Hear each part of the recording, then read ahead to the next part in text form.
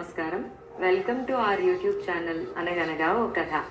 మంచి కథలు వినడానికి మా ఛానల్ని తప్పకుండా సబ్స్క్రైబ్ చేయండి. అలాగే మీ ఫ్రెండ్స్ అండ్ ఫ్యామిలీకి షేర్ చేయండి. ఇవాల్టి మన కథ పేరు గజ దొంగ. ఒకనాడు ఒక వ్యాపారి ఒక నగరానికి వ్యాపారం చేయడానికని వచ్చి తాను తెచ్చిన సరుకంతా అమ్మేసి అమ్మగా వచ్చిన డబ్బు 1000 రూపాయలు మూట కట్టుకుని ఆ రాత్రి ఒక సత్రం గదిలో పడుకున్నాడు. ఆ వ్యాపారి మర్నాడు ఉదయం లేచి చూసుకుంటే అతని డబ్బు మూట లేదు. వెంటనే అతను సత్రం యజమానికి ఈ సంగతి చెప్పాడు. సత్రం యజమాని సత్రంలో బస చేసిన వారందరినీ ఒక చోట చేర్చి అందరి సామాన్లు సోదా చెయ్యమని నౌకర్లను ఆజ్ఞాపించాడు. ఆ సమయంలో ఒక పెద్ద మీసాలవాడు తలకొక గుడ్డ చుట్టుకుని ఒక మూట తీసుకువచ్చి వ్యాపారి కాళ్ళ దగ్గర పెట్టి, ఇదిగోనండి మీ డబ్బు మూట, మీ సొమ్మంతా సరిగ్గా ఉందో లేదో చూసుకోండి. ఈ సొమ్మును దొంగిలించిన వాణ్ణి నేనే. నా కారణంగా ఈ పెద్ద మనుషులందరూ అవమానానికి గురవ్వడం నచ్చక పట్టుబడిపోదామని వచ్చాను అన్నాడు.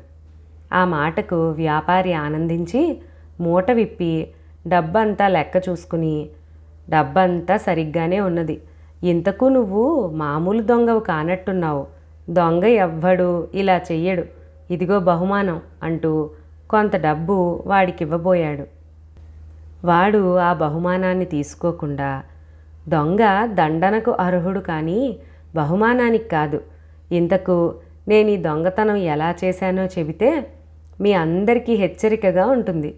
మీరు మీ సరుకంతా అమ్మేసి డబ్బు చేసుకుని బయలుదేరగానే నేను మీ వెనకాలే వచ్చాను. మీరు సత్రంలో గది ఏర్పాటు చేసుకునేటప్పుడు మీది ఫలానా గది అని తెలియగానే అందులో ప్రవేశించి మంచం కింద దూరాను. మీరు పడుకుని గురక పెట్టడం మొదలుపెట్టగానే ఇలా పాకుతూ వచ్చి మూట చప్పుడు కాకుండా ఇలా పట్టుకుని ఈ వెనకాల ఉన్న చీకటి గదిలోకి పారిపోయాను అంటూ వ్యాపారి మూటను తీసుకుని వెనకాల ఉండే గదిలోకి పరిగెత్తి వెనక ఉన్న గోడ దూకి చాలా లాఘవంగా అడవిలోకి మాయమయ్యాడు.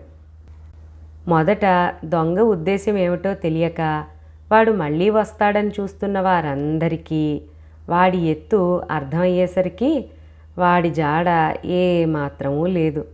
నిజానికి వాడు మామూలు చీకటి దొంగ కాదు, గజ దొంగ. వాడు నలుగురు చూస్తూ ఉండగానే దొంగతనం చేస్తాడు. ఈ గజ దొంగ కింద ఒక శిష్యుడు ఉండేవాడు. వాడు తన గురువుకు సహాయకుడుగా కూడా ఉండేవాడు. ఈ శిష్యుడు ఒకసారి ఒక ధనవంతుణ్ణి వెంబడించాడు. ఆ ధనవంతుడి చేతిలో ఒక పసుపు రంగు సంచి ఉన్నది. ఆ సంచిలో బంగారు నాణాలున్నాయి. వాటిని ధనవంతుడు లెక్క చూసుకుని సంచిలో పోసుకోవడం చూసి దొంగ ఆయనను వెంబడించాడు.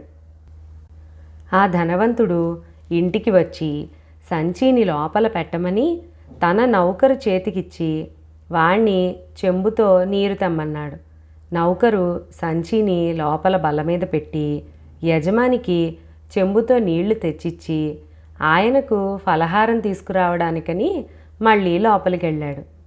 యజమాని కొబ్బరి చెట్టు దగ్గర కాళ్ళు కడుక్కునే సమయంలో దొంగ చల్లగా లోపల ప్రవేశించి బల్ల మీద ఉన్న సంచిని తీసుకుని శీఘ్రంగా అడవిని చేరి తన గురువుకు సంచి ఇచ్చి తాను దాన్ని ఎలా సంగ్రహించింది చెప్పాడు.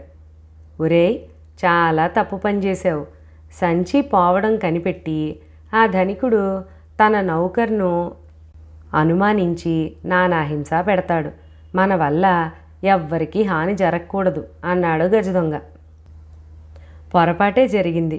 ఇప్పుడే వెళ్ళి ఆ నౌకరికి ఏ బాధ కలగకుండా చూస్తాను అంటూ శిష్యుడు పసుపు రంగు సంచి తిరిగి తీసుకుని ధనికుడి ఇంటికి వచ్చాడు. ధనికుడు తన నౌకర్ను అప్పటికే వసారా గుంజకు కట్టి, ఆ సంచి ఏం చేశావో చెప్పకపోతే నిన్ను వాతలు పెట్టి చంపేస్తాను, చెప్పు అని భీకరంగా బెదిరిస్తున్నాడు. నేనే పాపం ఎరగను బాబు అని నౌకరు ఏడుస్తున్నాడు. ఇంతలో గజదొంగ శిష్యుడు అయ్యా అని పిలిచాడు. ఎవరు అంటూ ధనికుడు బయటి వైపు చూశాడు. గజదొంగ శిష్యుడు పసుపు రంగు సంచి ధనికుడి ముందు పెట్టి, నేను సుభాన్ గారి పని మనిషినండి. మీరింతకు ముందు వారింటికి వచ్చి వారితో మాట్లాడుతూ ఈ సంచి అక్కడ పెట్టి మర్చిపోయారండి. సుభాన్ గారు ఈ సంచి తమకివ్వమన్నారండి. వస్తానండి అంటూ వెళ్ళిపోయాడు. ధనికుడు ఇంటికి వస్తూ సుభాన్ గారింటికి వెళ్ళిన మాట నిజమే, కానీ సంచిని ఇంటికి తెచ్చినట్టు ఆయనకు బాగా గుర్తున్నది. ఆయన నౌకర్ కట్లు విప్పుతూ, ఈ సంచిని నేను అసలు ఇంటికే తీసుకురాకపోతే బల్ల మీద పెట్టానని ఎలా అన్నావురా అని అడిగాడు. మీరిచ్చానని గట్టిగా చెబుతూ ఉంటే నేను బల్ల మీద పెట్టాను కాబోలనుకున్నానండి అన్నాడు నౌకరు. కానీ తరువాత ధనికుడు తన సంచి విప్పి చూసుకుంటే అందులో ఉన్నవి బంగారు నాణాలు కావు, చిల్ల పెంకులు. విచారించగా అసలు సుభాన్ గారికి అలాంటి నౌకరు లేనట్టుగా తెలిసింది. ఈ ఘరానా దొంగతనానికి ఆశ్చర్యపోవడం ధనికుడి వంత అయ్యింది. మరొక మంచి కథతో మళ్ళీ కలుసుకుందాం. అంతవరకు ఈ వీడియోని లైక్ చేసి మీ ఫ్రెండ్స్ అండ్ ఫ్యామిలీకి షేర్ చేయండి. అలాగే మొదటిసారి మన ఛానల్ ఎవరైనా చూస్తున్నట్లయితే తప్పకుండా మంచి కథలు వినడం కోసం సబ్స్క్రైబ్ చేసుకోండి.